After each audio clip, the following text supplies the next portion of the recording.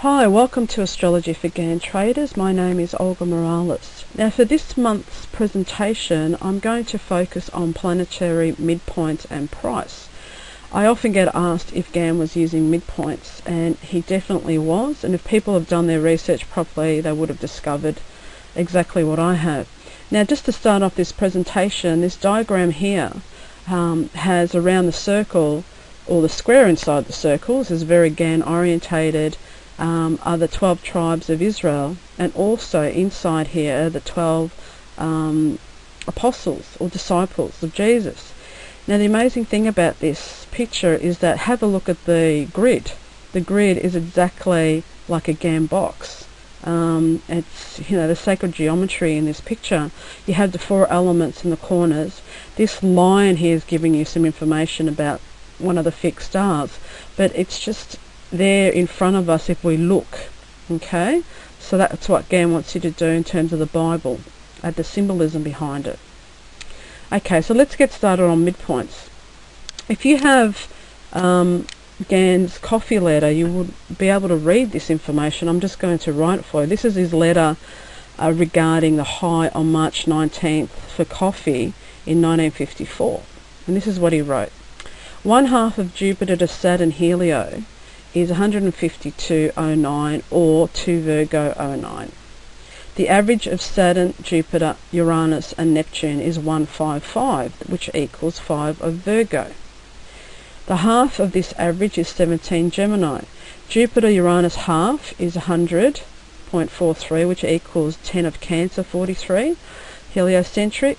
The half of the geocentric Jupiter to Uranus is 93 or 3 degrees of Cancer. Now, if you do have GAN's private ephemeris, you'll find even some other methods he was using in terms of this planetary midpoints and averaging. Now, the easiest way to see midpoints is if you put your planets on a 360 dial, and you can see it. This is exactly what I've done here. This is actually the date that GAN gives you, and you can see once you've got the 360 with the whole circle in terms of longitude for the planets, you can see that this pointer comes to the midpoint, Jupiter, Saturn on this side, and you can see it's at 152, which is exactly what GAN said. Now 152 equals 2 degrees of Virgo. But you can see that there are also some other midpoints at that point, so they gave it a stronger, in terms of price, a stronger resistance or support. And Pluto wasn't too far away from that midpoint, but you can see the midpoint tree in here. Okay, so basically what I've done, using some tools on the new Market Analyst 7, you can plot midpoints and also averaging on the charts, and basically the blue line on this one is the transiting Jupiter Saturn Helio midpoint, the blue line. The black line is the transiting Jupiter, Saturn, Uranus, Neptune, Helio average, and the red line is the transiting Jupiter, Uranus midpoint in Helio. So you can see how over time those averages or midpoints actually do act as support or resistance. Now let's have a look at it on another chart for the All Ords, the Australian All Ords. Now you can use these planetary midpoints. This is a weekly. If you want to look back to longer cycles, you can plot them. If you put it on a weekly, you can see how they've acted as support and resistance. Actually, the current high is on the blue line at the moment, so it's amazing when you start plotting these lines on there.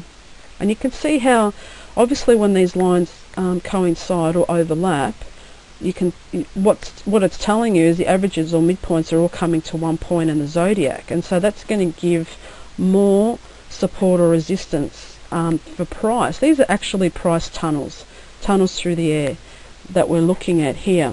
So I've again done the same for the Aussie dollar, and you can do this on any time frame. You just have to set your scale up properly, and also the harmonics. You need to know your harmonics and your price levels to be able to do this correctly. And the last one I'll show you is the S&P 500, and you can see how often those price would not be able to go through, and also is supported by those levels. Okay, so we are using at the moment prices again at the black line up here that is not able to get through and is being supported by the blue. So I hope you've enjoyed that very short presentation looking at midpoints, and if you hear anyone saying that GAN wasn't using midpoints, they haven't researched it enough to see what he was doing. So I hope you've enjoyed that. And just a reminder, March is my month when I'm having my upcoming workshop in Melbourne on the 23rd and 24th of March. If you'd like to attend, please do soon, if you can register soon. So and also if you can make it, I'm also doing one on the 18th and 19th of May in New York City with Bill Meridian, and that's going to be amazing. So hope to see you there, and look forward to the next time I do one of these. Thank you.